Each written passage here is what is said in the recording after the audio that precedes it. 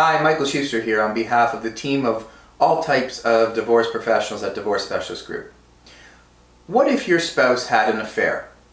Does that affect anything in the outcome of your divorce, like financial settlements or custody or support payments? Most often when someone finds out that their spouse has been unfaithful, it has a huge impact on their marriage. For starters, it can be very difficult to regain trust.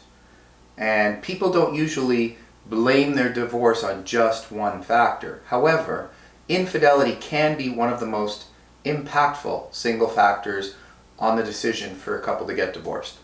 So once a spouse learns their partner has cheated and they want to end their marriage, the question that I always get is, how much does cheating affect the outcome of a divorce?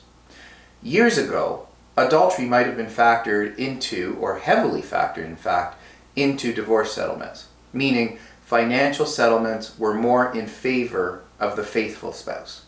But these days, here in Ontario, the impact of adultery or infidelity on a divorce and on your settlement is not what you might think.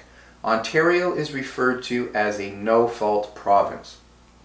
Neither spouse is deemed to be solely responsible or to blame for the breakdown of a marriage.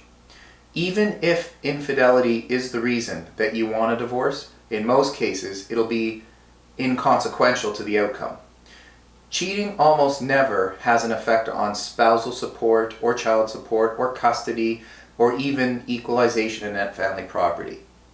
Now, there are very rare situations where adultery might have an impact on either spousal support or the equalization process.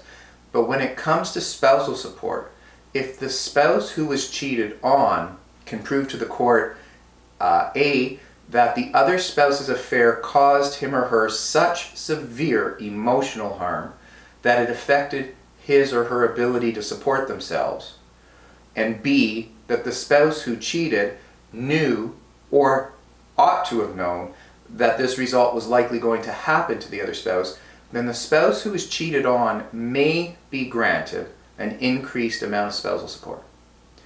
As for the property, the spouse who was cheated on must show that the other spouse who cheated caused their assets to be diminished by a considerable amount. However, that amount would have to be so large that it would have to shock the court, enough so that the spouse who was cheated on ought to get an increased share of the asset.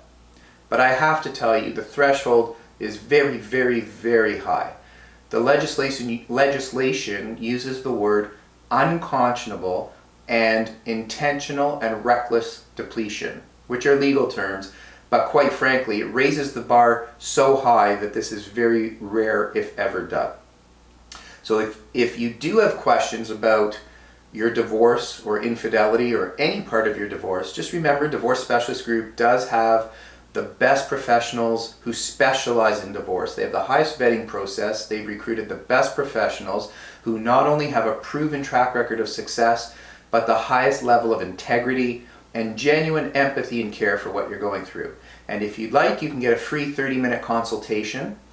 There's no pressure, there's no sales pitches, there's no obligation, and everything is strictly confidential. Emails, phone calls, texts, meetings, everything's strictly confidential.